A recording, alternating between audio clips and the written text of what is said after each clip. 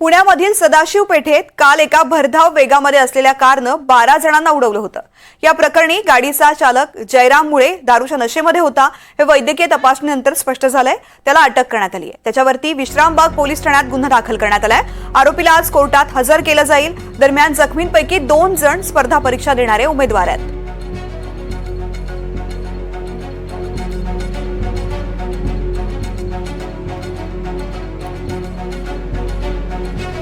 पुण्याच्या कालच्या घटनेमध्ये मद्यधुंद अवस्थेत असलेल्या एका व्यक्तीनं 12 जणांवरती गाडी घातली आणि त्यामध्ये काही एमपीएससीचे विद्यार्थी देखील होते। त्यातील सगळ्यात गंभीर जखमी असलेल्या प्रशांत बंडकर याच्या वडिलांशी संवाद साधलेला आहे आमच्या प्रतिनिधी रेवती हिंगवे यांनी।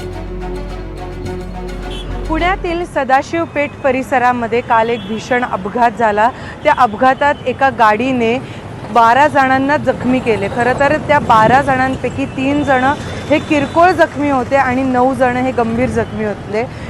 एक मद्यधुंद असलेला व्यक्ती जयराम मुळे हा त्यांनी गाडी वळवली आणि त्यानंतर अचानक त्याला समजलं नाही की ॲक्सिलरेटरवरती पाय ठेवू की ब्रेकवरती, आणि त्या नादामध्ये त्यांनी चुकून ॲक्सिलरेटरवरती पाय ठेवला त्या नशेच्या अवस्थेत, आणि त्यांनी थेट चहा पीत असलेल्या एका दुकानावरच्या 12 लोकांवरती गाडी घातली।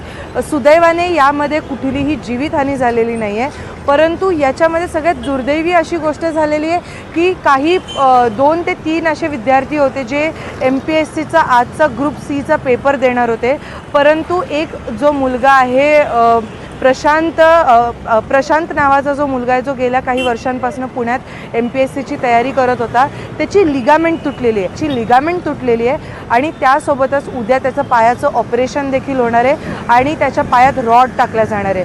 जेव्हा हा सगळा अपघात झाला तेव्हा तो फक्त तिथे उभा होता, चहा पीत होता, आणि अचानक गाडी आली आणि त्याच्या पायावरती ती गाडी उभी राहिली आणि म्हणून त्याला काहीच करता आलं नाही असं त्यांनी सांगितलं। त्यानंतर जेव्हा त्याच्या घरच्यांना ही सगळी परिस्थिती सांगण्यात आली तेव्हा त्याचे वडील करमाळ्यावरनं, मूळचा करमाळ्याचा आहे तो, आणि तिकडनं तो आला, तिकडनं त्याचे वडील आले आणि त्यानंतर आत्ता त्यांच्या वडिलांनी NDTV मराठीशी संवाद साधला आणि त्यांनी असं देखील सांगितलं की